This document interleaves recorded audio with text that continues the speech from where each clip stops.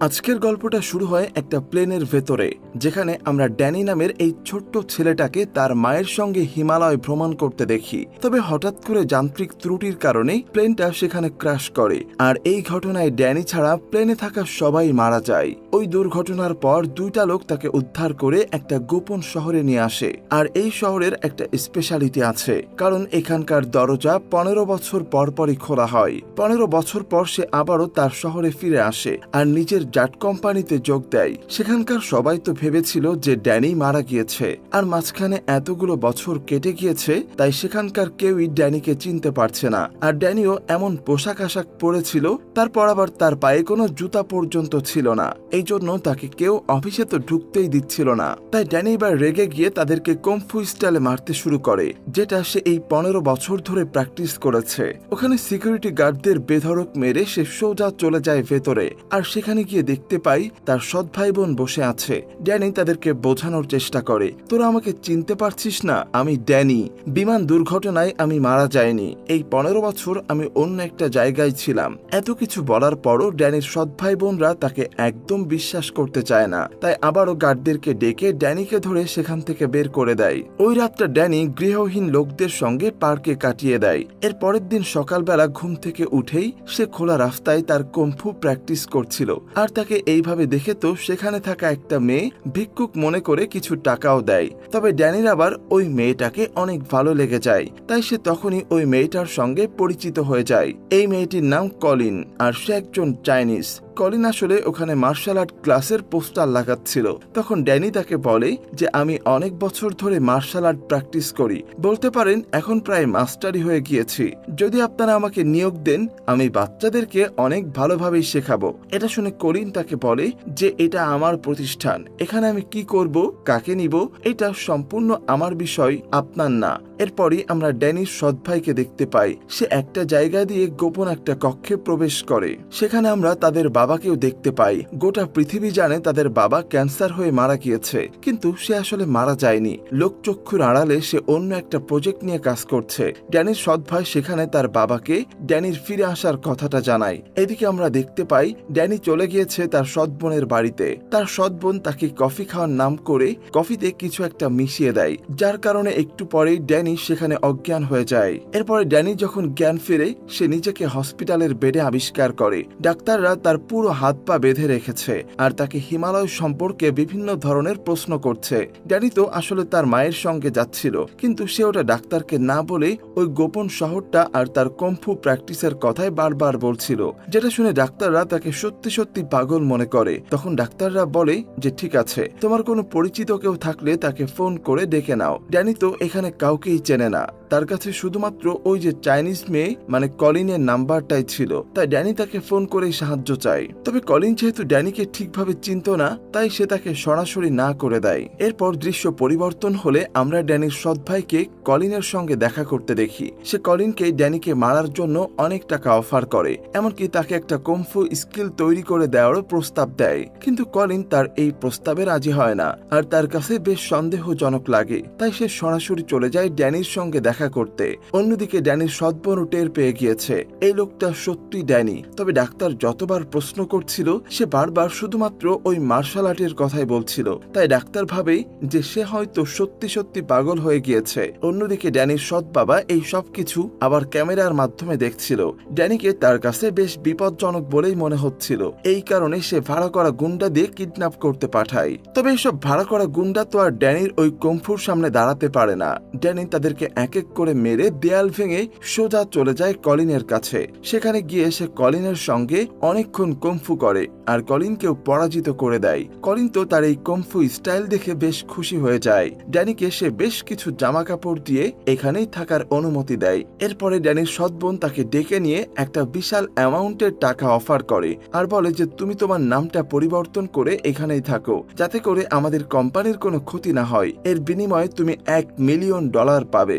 ড্যানির তার বোনের এই প্রস্তাব একটুও পছন্দ হয় না, তাই সে ওখান থেকে বেরিয়ে একজন উকিলের সঙ্গে কথা বলে। এই মহিলাটা আগেই তাদের কোম্পানিতে কাজ করত, তাই ড্যানি তাকে দেখেই চিনে ফেলে। কিন্তু ড্যানি যখন তার পরিচয় দেয় তখন প্রথমে তো ওই মহিলা তাকে বিশ্বাসই করে না। এরপর সে ড্যানিকে এমন কিছু প্রশ্ন করে যা শুধুমাত্র ড্যানি ছাড়া আর কারো জানারই কথা না। ড্যানি যখন এই সবগুলো প্রশ্নের সঠিক উত্তর দেয় তখনই মহিলা শিওর হয়ে যায় যে এই সেই 15 বছর আগে হারিয়ে যাওয়া ড্যানি। তাই এবার সে ড্যানিকে সাহায্য করতে রাজি হয়ে যায় যাতে সে তার ন্যায্য অধিকারটুকু ফিরে পায়। আর সবাই জানতে পারে যে ড্যানি এখনো বেঁচে আছে। এরপরে কয়েকদিন ড্যানি আর সেই উকিল মিলে সব ডকুমেন্টস কালেক্ট করে নিজেকে ড্যানি প্রমাণ করার জন্য, কিন্তু তার সৎ ভাই শত্রুতা করে সব ডকুমেন্টস গুলো পুড়িয়ে দেয়। তবে এইবার তার পাশে এসে দাঁড়ায় তার সৎ বোন আর সবার সামনে প্রমাণ করে দেয় যে এই হলো আসল ড্যানি। এইবার তো কোম্পানির অর্ধেক সে ড্যানির নামেই করে দেয়া হয়। মালিকানা হিসেবে সে একটা আলিশান বাড়ি আর গাড়িও পায়। তাদের এই জাট কোম্পানি অনেক বড়,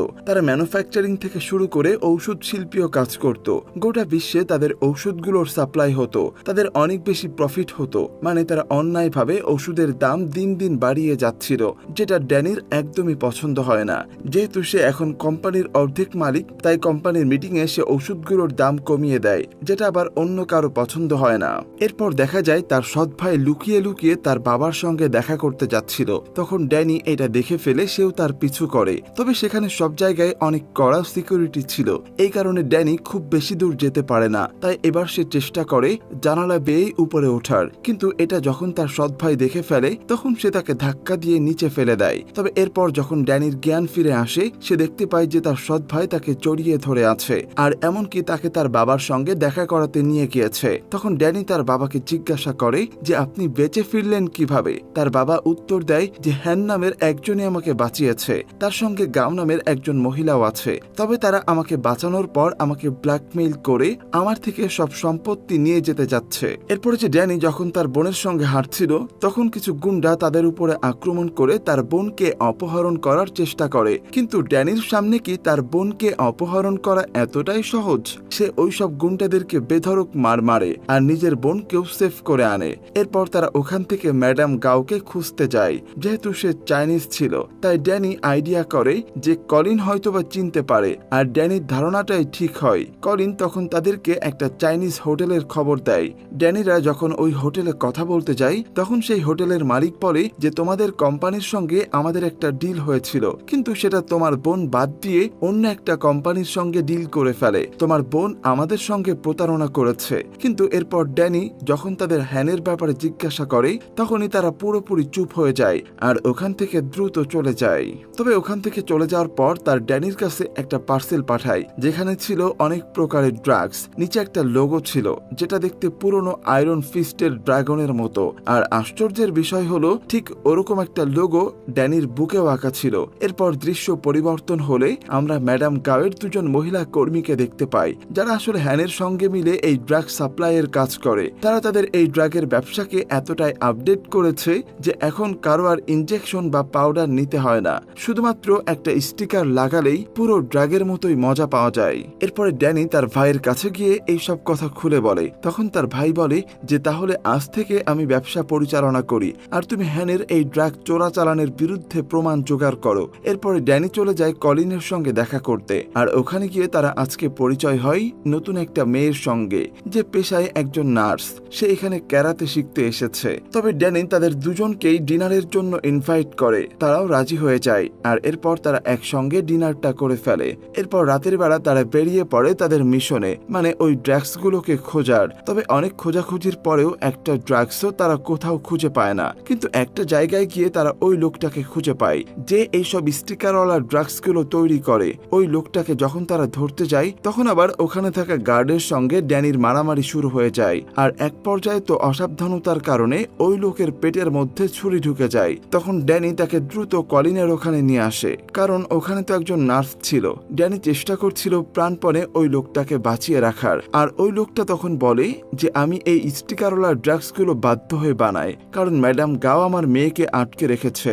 এরপরে তো ড্যানি চলে যায় ম্যাডাম গাওদের সঙ্গে দেখা করতে, কিন্তু সেখানে গিয়ে আগেই তারা দুজন কুংফু এক্সপার্টের সঙ্গে লড়াই করতে হয়। আর এই লড়াই যে হেরে যাবে তাকে এই শহর থেকে চলে যেতে হবে। প্রথম রাউন্ডে যে দুজন ড্যানির সঙ্গে মারামারি করতে আসে ড্যানি তাদেরকে অনায়াসেই হারিয়ে দেয়। এর পরের রাউন্ডে আসে একটা সুন্দরী মেয়ে। সে ড্যানিকে সিডিউস করে তার শরীরের মধ্যে এক প্রকার বিষ ঢুকিয়ে দিতে চায়, কিন্তু ড্যানি সেটা ধরে ফেলে আর তাকে এক লাথি মেরে পরাজিত করে দেয়। তৃতীয় রাউন্ড শুরু হয় আরেকটা লোকের সঙ্গে। এই লোকটা বেশ এক্সপার্ট ছিল, তবে ড্যানির কাছে সেও পাত্তা পায় না। কিন্তু ড্যানি যখন তাকে মেরে ফেলতে যাবে, ঠিক ওই সময় ম্যাডাম গাও ওই ড্রাগস বানানোর লোকটার মেয়েটাকে গলায় ছুরি ধরে ড্যানির সামনে নিয়ে আসে। তাকে বলে যে তুমি যদি এই যুদ্ধে স্বইচ্ছায় পরাজয় বরণ করো তাহলে আমি এই মেয়েটাকে ছাড়বো, আর না হলে তোমার চোখের সামনে আমি তাকে মেরে ফেলবো। কোনো উপায় না থাকায় ড্যানি তখন ম্যাডাম গাওয়ের কথা মেনে নেয়। কিন্তু যখনই ড্যানি ওই লোকটার কাছে পরাজয় স্বীকার করে নেয়, তখনই ম্যাডাম গাও তার একটা কথাও রাখে না। এটা দেখে তো ড্যানির এবার প্রচন্ড রাগ হয়। সে ম্যাডাম গাওকেও আঘাত করতে যায়, কিন্তু ম্যাডাম গাও কোনো নর্মাল মানুষ ছিল না। সে তার হাতের ইশারা দিয়েই ড্যানিকে দূরে ঠেলে দেয়। এরপরে দৃশ্য পরিবর্তন হলে আমরা ড্যানির বাবাকে দেখতে পাই। সেখানে অজ্ঞাতনামা দুইটা লোক এসে তার হাতের আঙ্গুল কাটতে যাচ্ছে। সে যখন কারণ জানতে চায়, তখন ওই লোক দুইটা বলে যে তুমি হ্যানের কথা তোমার ছেলে ড্যানিকে বলে দিয়েছ। এটা শুনে সে বলে যে আমি তো ড্যানিকে চিনি না, আর তোমরা আবার তাকে আমার ছেলে বানাচ্ছ। ঠিক ওই সময় ড্যানি এখানে চলে আসে, আর এসেই সে টপাটপ গুন্ডাদেরকে মারতে থাকে। তখন ড্যানির বাবাও ড্যানির সঙ্গে যুক্ত হয়ে ওই দুইটাকে ওখানেই খতম করে দেয়। এরপর ড্যানি তার ভাইকে ফোন করে ওখান থেকে লাশগুলোকে গায়েব করে দিতে বলে। এর পরের দিন সকালবেলায় ড্যানি তাদের কোম্পানির শেয়ার হোল্ডারদের সাথে একটা মিটিং ছিল, কিন্তু সেখানে গিয়ে সে অফিসিয়াল কথাবার্তা বলা বাদ দিয়ে সে কিভাবে কম্ফু শিখেছে, তাকে তারা কম্ফু শিখিয়েছে এদের কথাই বলছিল।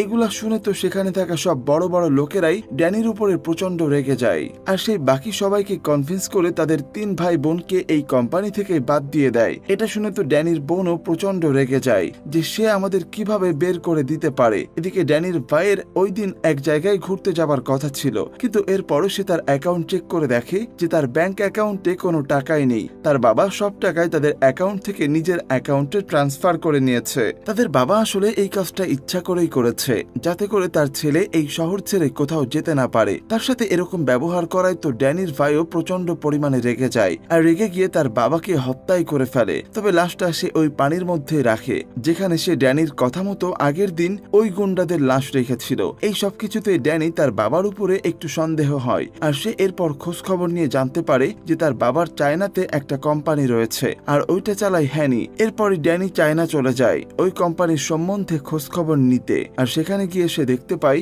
যে ম্যাডাম গাও ওখানে আছে। আর ওখানে যাওয়ার পর ড্যানি জানতে পারে যে তার মায়ের মৃত্যুর পেছনে ম্যাডাম গাও ছিল, কারণ সেই পাইলটকে ড্রাগস দিয়েছিল, যার কারণে পাইলট কন্ট্রোল হারিয়ে ফেলে আর প্লেনটা ক্রাশ হয়ে তার মাও সেখানে মারা যায়। এই সব কিছুর কারণে ড্যানির প্রচন্ড রাগ হয়। এরপর সে আয়রন ফিস্ট স্টাইলে দরজায় একটা ঘুষি মারে, যেটা দেখে তো সেখানে থাকা সবাই পুরো অবাক হয়ে যায়। অন্যদিকে ঘটে আরেক বিস্ময়কর কাহিনী। এতদিন পর ড্যানির বাবা আবার ওই ডোবা থেকে জীবিত অবস্থায় উঠে পড়ে। আসলে যেদিন থেকে হ্যান তার চিকিৎসা করেছে, এরপর থেকে সে অমর হয়ে গিয়েছে। মারা যাওয়ার কয়েকদিন পর সে আবারও একরকম জীবিত হয়ে যায়। সে ওখান থেকে উঠে সোজাসুজি তার ছেলের কাছে চলে যায় আর বলে যে আমি তোমাকে মাফ করে দিয়েছি, তাই তোমার উচিত আমাকে মাফ করে দেওয়া। এখান থেকে চলো, আমি আর তুমি একসঙ্গে মিলে কাজ করব। কিন্তু তার ছেলে এতে রাজি হয় না, আর এই কারণেই তার বাবা ইচ্ছা করেই তার ছেলের গাড়িতে ড্রাগস রেখে দেয়, যার কারণে পুলিশ তাকে ধরে নিয়ে যায়, কারণ সে তো আগে থেকেই ড্রাগস নিত।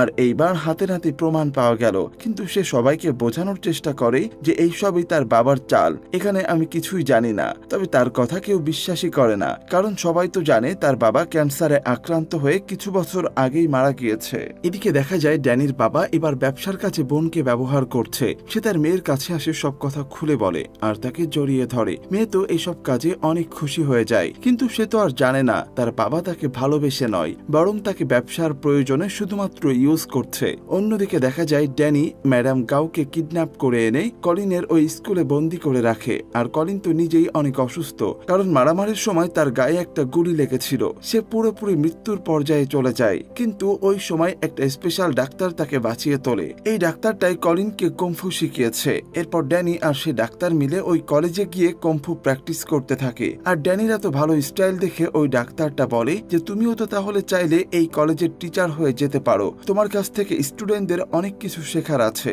আর ঠিক তখনই ম্যাডাম গাও ড্যানির সঙ্গে ভিডিও কনফারেন্সে কথা বলে, আর ড্যানিকে বলে যে তুমি যে ডাক্তারকে দেখছো এও কিন্তু হ্যানের হয়েই কাজ করে। আমার কথা বিশ্বাস না হলে তুমি ইনফরমেশন নিয়ে দেখতে পারো। এটা শুনেই তো ড্যানি চলে যায় ওই ডাক্তারের সম্বন্ধে খোঁজ খবর নিতে, আর সেখানে গিয়ে দেখতে পাই অনেকগুলো কম্পিউটার একসঙ্গে দেখা। ড্যানি তো কিছুই বুঝতে পারে না যে এখানে কি হচ্ছে, তাই সে রাগের মাথায় সেখানে থাকা সব কম্পিউটারগুলো ভাঙে, কারণ সে মনে করছিল যে এইগুলো দিয়ে হয়তোবা হ্যানের সঙ্গে সবাই যোগাযোগ রাখে। ঠিক তখনই সেখানে ওই প্রফেসর মানে ডাক্তারটা চলে আসে আর ড্যানিকে জিজ্ঞাসা করে যে তুমি এগুলো কি করলে? এর মধ্যে তো আমার অনেক গুরুত্বপূর্ণ ডকুমেন্টগুলো ছিল, এই কাজটা তুমি একদম ঠিক করলে না। এটা শুনে তো ড্যানির আরো রাগ হয়ে যায়। সে সরাসরি গিয়ে প্রফেসরকে মারতে শুরু করে। তখন প্রফেসর আর ড্যানির মাঝখানে বেশ একটা লড়াই শুরু হয়ে যায়। তাদের এই মারামারির মধ্যে সেখানে আরো একটা লোককে দেখা যায়। সে আসলে ড্যানির বন্ধু। ড্যানিকে সাহায্য করার জন্য সে সেখানে প্রফেসরকে মারছিল। তবে প্রফেসর তার সব গুন্ডাদেরকে খবর দিয়ে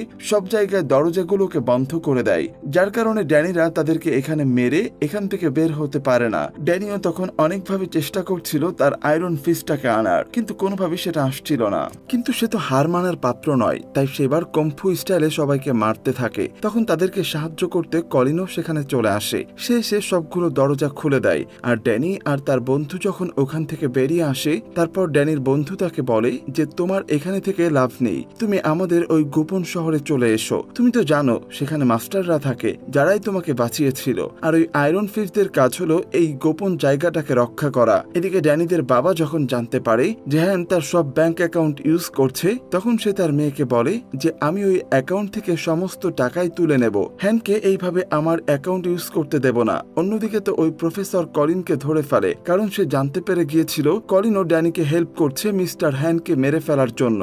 এরপর প্রফেসর তার লোকদেরকে অর্ডার দেয় কলিনকে অনেক বাজেভাবে মেরে ফেলতে, কিন্তু কলিন তো নিজেই ভালো কম্ফু জানে, তাই সে ওদেরকে মেরে নিজে ওখান থেকে পালিয়ে আসে। তখন আবার ড্যানি ওখানে চলে আসে আর কলিনকে নিয়ে দ্রুত সেখান থেকে বেরিয়ে যায়। এরপর প্রফেসর যায় ড্যানির ভাইয়ের সঙ্গে হসপিটালে দেখা করতে, আর তাকে বলে যে আমরা যদি তোমার বাবাকে মেরে ফেলতে পারি তাহলে এই কোম্পানির চিপ তোমাকে বানাবো, কারণ এখন এই কোম্পানিটা আমি চালাচ্ছি। এটা শুনে তো ড্যানির ভাইও এক কথাতেই রাজি হয়ে যায়, কারণ এমনিতেই তার বাবার উপর অনেক রাগ ছিল। এরপরে প্রফেসরটা লোকদের নিয়ে চলে যায় ড্যানির বাবার সেই আস্তানায়। ড্যানির ভাই তখন বলে যে তোমরা আমার বাবাকে মেরে ফেলো, তাতে আমার কোনো দুঃখ নেই, কিন্তু আমার বোনকে কিছুই করবে না। কিন্তু প্রফেসর যখন হাসতেছে তার বোনের দিকে একটা গুলি করে বলে যে এটাই কি তোমার বোন?